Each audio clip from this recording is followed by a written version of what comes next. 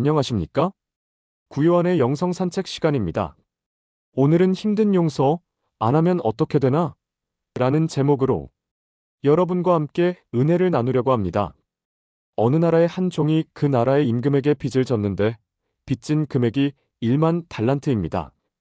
한 달란트는 6천 데나리온이며 그 당시 노동자의 하루 일당이 1데나리온이므로 1만 달란트란 금액은 6천만 데나리온입니다. 한 사람이 1년에 300일을 일한다고 가정할 때 이 종은 20만 년 동안 일해서 한 푼도 쓰지 않고 꼬박 모아서 갚아야 할 엄청난 빚을 그 나라의 임금에게 진 것입니다.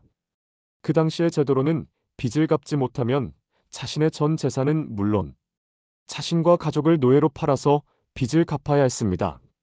당시 특등 노예의 값이 한 달란트라고 하며 보통은 10분지 1 달란트에 거래되었다고 합니다. 그러므로 이 종이 자기의 빚 1만 달란트를 갚기 위해 전 재산은 물론 자신과 가족을 노예로 팔아서 마련할 수 있는 돈이 기껏해야 1 내지 2 달란트에 불과했습니다. 당시 유대 지방의 1년 세금 수입 800달란트인 것과 비교해 볼 때 그때 1만 달란트는 한 개인이 도저히 갚을 수 없는 엄청난 금액의 빚입니다. 그런데 1만 달란트를 빚진 종이 바로 우리들이고 빚을 받을 임금은 하나님이십니다. 우리가 하나님께 진 죄값이 상징적으로 1만 달란트, 6천만 데나리온이라는 뜻입니다. 성경에서 죄는 종종 빚에 비유됩니다. 우리들이 잘 아는 주기도문에 우리들의 죄를 사하여 주시옵고의 원문은 우리들의 빚을 탕감하여 주시옵고입니다. 예수님이 십자가에서 돌아가시면서 다 이루었다 요한복음 19장 30절라고 하신 말씀은 빚을 다 갚았다라는 뜻으로도 해석됩니다.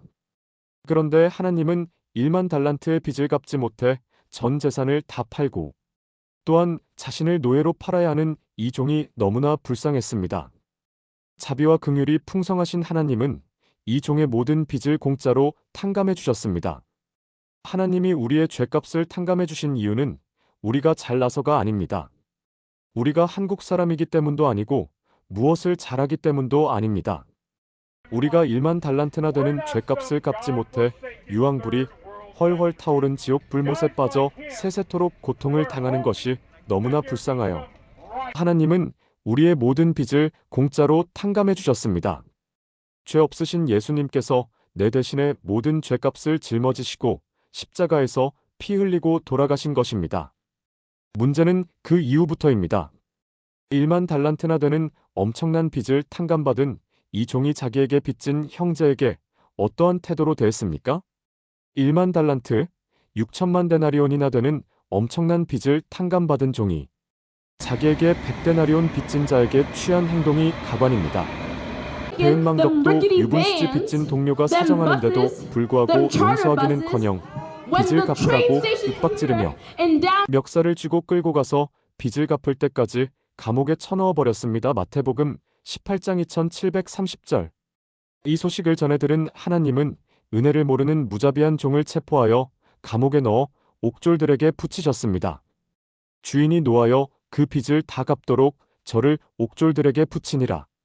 너희가 각각 중심으로 형제를 용서하지 아니하면 내 천부께서도 너희에게 이와 같이 하시리라. 마태복음 18장 3435절. 옥졸들에게 붙이셨다는 말은 옥졸들의 처분에 맡기셨다는 말입니다. 인권이 발달한 미국이나 한국의 교도소에서도 때로 간수들은 죄수를 심하게 다룹니다. 하물며 인권의식이 거의 전무한 당시의 옥졸들이 무자비한 종을 얼마나 가혹하게 다루었는지는 여러분의 상상에 맡깁니다. 핵심적인 의미는 무엇인가요? 그렇게 큰 하나님의 사랑을 경험하고도 자기에게 죄 지은 형제를 용서하지 못하는 사람은 그 자신이 크나큰 고통을 당한다는 말입니다. 1만 달란트, 6천만 데나리온이나 되는 엄청난 빚을 공짜로 탕감받았음에도 불구하고 100데나리온 빚진 동료를 윽박지르며 용서하지 않는 이 종의 모습이 바로 우리의 모습입니다. 우리는 입술로는 하나님의 은혜에 감사한다고 하면서도 행동은 전혀 다르게 하는 경우가 많습니다. 하나님으로부터 1만 달란트, 6천만 데나리온이나 되는 빚을 탕감받았으면서도 나에게 100데나리온 빚진 나의 남편, 나의 아내, 부모 형제 및 동료의 조그만 잘못을 용서하지 못하여 불화가 생기고 티격태격하는 경우가 얼마나 많습니까? 누가 나를 괴롭히면 동네방네 다니면서 저 사람이 나를 찔렀다고 소문냅니다. 나의 신세를 망친 사람을 원망하고 평생을 저주하며 살아갑니다. 우리는 모두 죄인입니다. 고슴도치같이 서로가 서로를 찌르는 죄인입니다. 알게 찌르고 모르게 찌릅니다. 문제는 내가 남을 찌른 것은 금방 잊어버리지만 남이 나를 찌른 것은 쉽게 잊지 못한다는 사실입니다. 그래서 서로 원망하고 미워하고 증오하고 앙심을 품고 여러 가지 방법으로 보복합니다. 증오와 보복은 상처받은 자의 당연한 권리인가요? 많은 사람들은 누가 나를 괴롭히고 해코지를 하면 그 사람을 미워하고 증오하는 것을 당연한 권리인 것처럼 생각하고 행동합니다.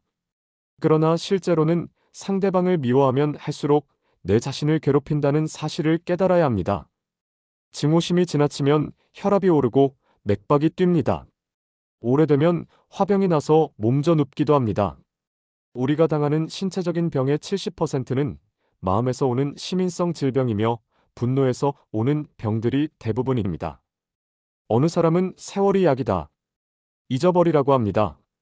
그러나 간단한 것은 쉽게 잊어버릴 수가 있을지 모르지만 심령 깊숙이 박혀있는 증오심은 세월이 간다고 잊혀지지 않습니다. 잊혀진 것 같지만 깊숙이 박혀있다가 짜증나는 일이나 언짢은 일이 생기면 온갖 형태의 추한 몰골로 그 모습을 드러냅니다. 상대방의 사소한 잘못에도 예민하게 반응하거나 극도의 자기보호 본능 때문에 정상적인 부부관계나 인간관계를 가지는 것이 어려울 때가 많습니다. 그러므로 하나님의 무한한 은혜를 힘입은 우리는 어떤 경우에도 나를 해코지한 형제자매를 용서해야 합니다. 사람이 사람에게 지은 죄값은 아무리 크더라도 하나님 보시기에는 100데나리온에 불과하기 때문입니다. 그러나 하나님이 나를 위해 예수님을 대신 희생시키신 값은 6천만 데나리온입니다. 여러분은 어떤 빚을 갚겠습니까? 100데나리온입니까? 6천만 데나리온입니까?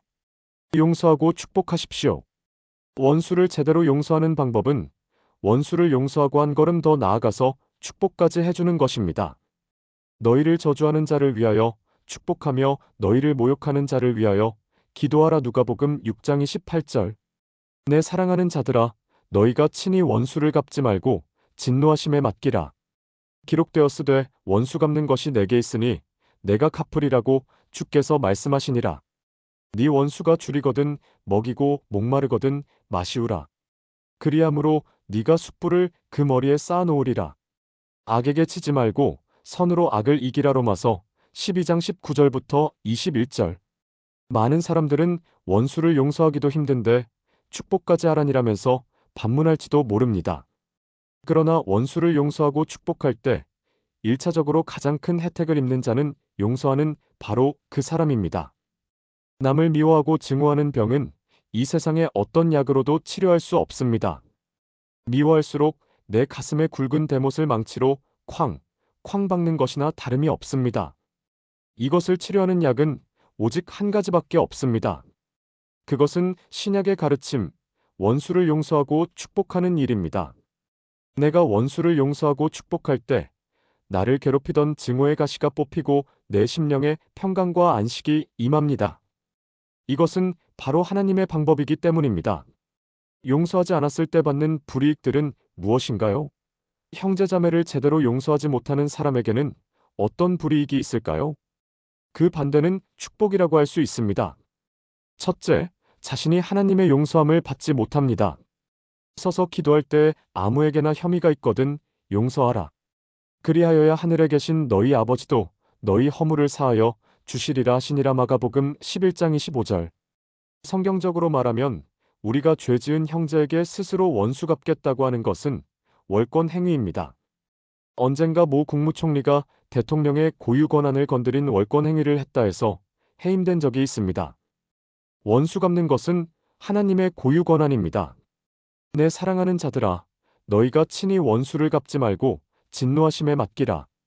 기록되었으되 원수 갚는 것이 내게 있으니 내가 갚으리라고 주께서 말씀하시니라. 로마서 12장 19절. 세상의 국가에서도 폭행을 가한 가해자를 개인적으로 보복하는 것을 금지하고 있습니다. 범법자를 처벌하는 것은 국가의 고유 권한입니다. 세상에서 누가 나를 해코지했다고 해서 가해자를 해치면 똑같은 죄인 취급받습니다. 하나님의 법도 마찬가지입니다. 누가 나를 해코지했을 때 즉시 용서하지 않으면 용서할 때까지 하나님이 우리를 괴롭히는 옥졸들에게 붙이십니다. 그러므로 우리가 원수에 대해 취할 행동은 첫째, 그를 위해 기도하고 둘째, 그를 선대하여 축복하는 일입니다. 원수가 잘못되는 것을 보고 고소하게 생각하면 오히려 하나님의 진노가 용서하지 않은 사람에게 임합니다. 네 원수가 넘어질 때에 즐거워하지 말며 그가 엎드러질 때에 마음을 기뻐하지 말라. 여호와께서 이것을 보시고 기뻐 아니하사 그 진노를 그에게서 옮기실까 두려우니라. 잠언 24장 17절 18절. 많은 사람들은 원리는 이해하지만 도대체 원수를 용서할 기분이 나지 않는다고 합니다. 그러나 원수를 용서하는 것은 말씀에 순종하는 일입니다. 우리가 말씀에 순종하면 내 기분은 따라옵니다. 네덜란드의 코리덴 붐은 2차 대전 당시에 나치의 강제 수용소에서 온갖 고통과 수모를 당했습니다. 전쟁이 끝났을 때 네덜란드 사람들은 정작 독일군보다는 자신의 동족을 적군에게 밀고 한 동족 배신자들을 더 미워했습니다. 코리덴 붐은 전쟁의 상처를 치유하기 위해 유럽 각국을 다니면서 용서와 화해의 복음을 전했습니다. 어느 날 그녀는 여느 때와 마찬가지로 용서와 화해의 복음을 전했습니다. 집회가 끝나고 참석자와 인사를 할 때 그녀 앞에는 꿈에도 잊을 수 없는 사람이 웃음을 머금은 채 손을 내밀면서 그렇습니다. 우리는 모두 서로 용서해야 한다라면서 악수를 청했습니다. 그 사람은 바로 강제 수용소에서 코리덴 붐에게 온갖 몹쓸 짓을 자행한 수용소장이었습니다. 코리덴 붐의 몸이 갑자기 얼어붙었습니다. 도저히 용서하고 싶은 마음이 생기지 않았습니다. 이런 짐승을 용서하다니. 그러나 용서의 전도자가 용서를 못하면 어떻게 되겠습니까? 그녀는 하나님께 용서할 수 있는 힘을 달라고 기도하면서 그 사람과 악수했을 때 그녀의 마음에는 실제로 용서하는 마음이 생겼습니다. 둘째, 내가 원수를 용서하지 않으면 내가 사랑하는 사람들을 괴롭힙니다. 내 마음속에 앙심을 품고 있으면 그 화살이 주변에 사랑하는 사람들에게 날아갑니다. 자기 남편을 심하게 괴롭힌 남자를 미워하는 어떤 자매가 있었습니다. 그 자매는 그 원수에 대해 말하면서 얼굴이 굳어 있었습니다. 아무리 용서에 대한 성경 말씀을 들이대어도 표정이 조금도 변하지 않았습니다. 도저히 용서하지 못하겠다는 결심이 대단했습니다. 그러나 만일 자매님이 그 사람을 용서하지 않으면 그 증오의 화살이 가장 사랑하는 남편이나 자녀들에게 날아갑니다. 그제야 깨달은즉 그녀의 표정이 부드럽게 펴졌습니다. 이것은 마치 종로에서 뺨 맞고 한강에서 눈물 흘리는 것과 같습니다.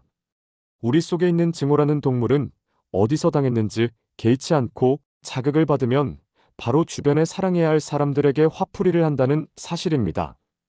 마음속에 많은 상처를 지닌 사람의 부부 생활이나 인간관계가 어려운 것은 바로 이런 이유 때문입니다. 셋째, 영, 혼, 육의 고통을 당합니다. 여호와께서 말씀하시되 악인에게는 평강이 없다 하셨느니라. 이사야 48장 22절. 마음의 고통은 용서 못하는 사람에게 나타나는 전형적인 증상들입니다. 남을 용서하지 못하는 사람은 원수가 아니라 자신을 괴롭히는 사람입니다. 우리가 가해자를 제대로 용서하지 않고 미워하고 증오하고 원망하면 우리 영혼과 몸에는 어떤 일이 일어날까요? 미국의 크리스천 상담소인 미너스마이어 클리닉에서 발행하는 뉴라이프 클리닉 뉴스레터 1995년 1월호에 의하면 듀크 대학교 의과대학원에서 실시한 연구조사에 의할 때 미국 제1의 살인자는 사람들이 통상적으로 생각하는 암, 심장마비, AIDS나 다른 통상적인 사망의 원인 들중병이나 교통사고 등 필자주의 아니라고 발표했습니다. 연구자들은 질병보다는 태도와 정서를 관심있게 조사했으며 그 중에서도 제1의 살인자는 용서하지 못하는 마음이라는 사실을 발견했습니다. 연구자들은 용서하지 못하는 마음과 소위 말하는 원인불명, 사망 증후군이 직접 관련되어 있다는 사실을 관찰하고 있었습니다. 심장마비, 암 및 다른 치명적 질병의 이면에는 용서 못하는 마음이 있다고 그들은 말했습니다. 자신에게 상처 준 사람을 제대로 용서하지 못하는 사람에게는 영, 혼, 육의 고통이 따르고 결국에는 죽음에 이르게 됩니다.